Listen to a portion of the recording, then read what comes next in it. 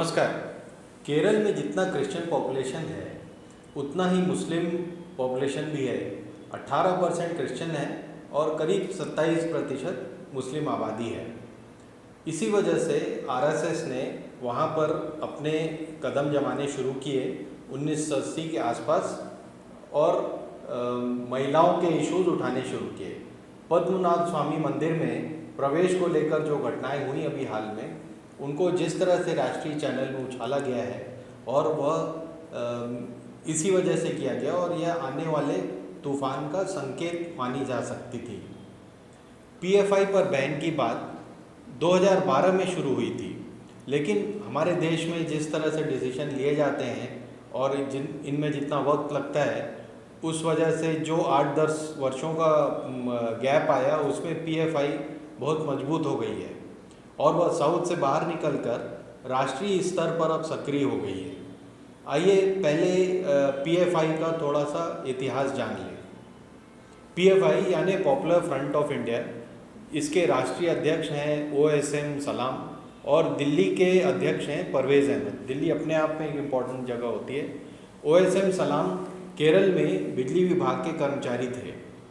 दिसंबर 2020 में केरल राज्य बिजली बोर्ड ने उन्हें संदिग्ध गतिविधियों के आरोप में निलंबित कर दिया। सलाम पर कार्रवाई करते हुए बिजली विभाग ने संदिग्ध गतिविधियों और पैसे के लेन देन के संदेह में उन्हें सस्पेंड किया और फिर जो उनके राष्ट्रीय सचिव हैं अनीश अहमद, उन्होंने उनके साथ मिलकर काम शुरू किया। पीएफआई भारत में एक इस्लामी गठबंधन है जो कि 2006 में 3 मुस्लिम गठबंधनों के मिलने से बना। इसमें केरल का national democratic front, Karnataka forum of dignity और तमिलनाडु का मान्यता नीति पसराई साथ आए। इसके 2 साल बाद गोवा, राजस्थान, मणिपुर, आंध्र प्रदेश, पश्चिम बंगाल आदि में 5 नए संगठन खड़े किए गए। पीएफआई को खुद को एक गैर लाभकारी संगठन बताता है और अपने आप को एक नव समाज को निर्णय देने वाला एक नया संगठन बताता है। पीएफआई कहता है कि 23 राज्यों में उसकी संस्था है और 4 लाख उसके कार्यकर्ता हैं।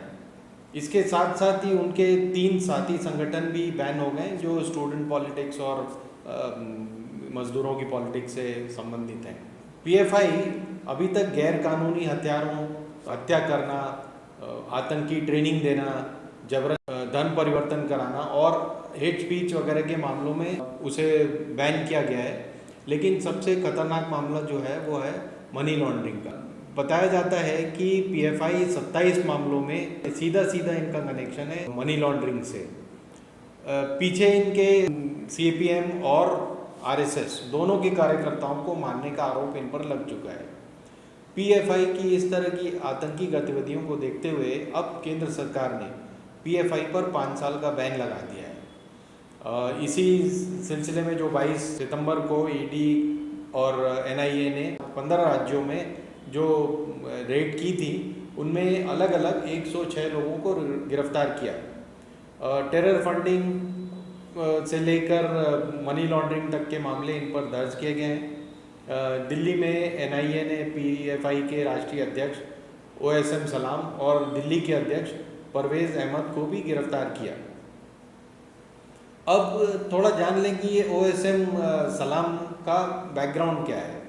ओएसएम सलाम, परवेज़ अहमद और अनीश अहमद ने शुरू से ही आतंकियों की तरह भड़काऊ भाषण दिए हैं, जिसकी वजह से दिल्ली, केरल, कानपुर, कर्नाटक की जो रैलियों में हिंसा हुई है वो डायरेक्टली इनके माथे पे मढ़ दी गई है।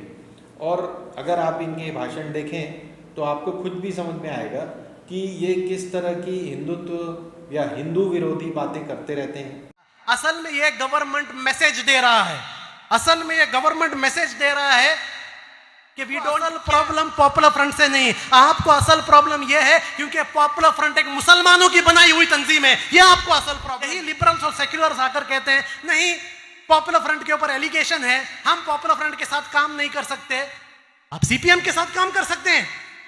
वो सीपीएम जिस पर आरएसएस वर्कर और बीजेपी वर्कर और पॉपुलर फ्रंट वर्कर्स का मर्डर केसेस है, वो सीपीएम क्रिमिनल नहीं है? आप टीएमसी के साथ काम कर सकते हैं जिसके कैडर ने एक घर के अंदर 11 लोगों को जिंदा जला दिया, वो टीएमसी क्रिमिनल नहीं है? इंद्रेश कुमार जिसका नाम मालेगांव में आया था, जिसका एनआईए ने इंक्वायरी किया था, एटीएस ने जिसका इंक्वायरी किया था, चार्जशीट में जिसका नाम आया था, और अभी आरएसएस का जो प्रचारक शिंदे जिसने नांदेड़ में एफिडेविट में उसने बताया कि इंद्रेश कुमार की लीडरशिप में टेरर नेटवर्क आरएसएस में चल रहा है, वो इंद्रेश कुमार पॉपुलर फ्रंट का एनईसी मेंबर नहीं है, वो आरएसएस का एनईसी मेंबर है, याद रखिए। केरला के अंदर कन्नूर में पुलिस के ऊपर क्रूड बॉम्ब डालने वाले कौन थे? आरएसएस वाले थे। किसके ऑफिस में बॉम्ब मिले? आरएसएस के ऑफिस में बॉम्ब मिले। तमिलनाडु में शिवकाशी में किसके ऑफिस के अंदर पाइप बॉम्ब मिले? आरएसएस के ऑफिस के अंदर पाइप बॉम्ब मिले। लश्कर-ए-तोयबा का एक एजेंट जो अभी कश्मीर में पकड़ा गया, कौन से पार्टी का था? बीजेपी से था। मध्य प्रदेश में जो आईएसआई का एक एजेंट मिला, कौन से पार्टी से था? बीजेपी से था। केरला के अंदर 240 से ज्यादा सीपीएम कैडर्स का मर्डर केस में आरएसएस। तो सभी को ये उम्मीद थी कि ये सरकार पीएफआई को बैन कर देगी। हालांकि 2012 में जब ये बातें शुरू हुई थी तो कांग्रेस सरकार थी, और अब ये कहा जा रहा है कि शायद कांग्रेस ही पीएफआई के सपोर्ट में है और कम्युनिस्ट और आरएसएस तो उनसे जुदा ही हैं, क्योंकि उनके अटैक्स को ये लगातार झेलते रहे हैं। अब आगे देखते हैं कि जिस तरह से सिमी ने पीएफआई के रूप में ये अवतार लिया, उसी तरह अब पीएफआई का अगला अवतार क्या होता है। धन्यवाद। हिंदुस्तान जिंदाबाद।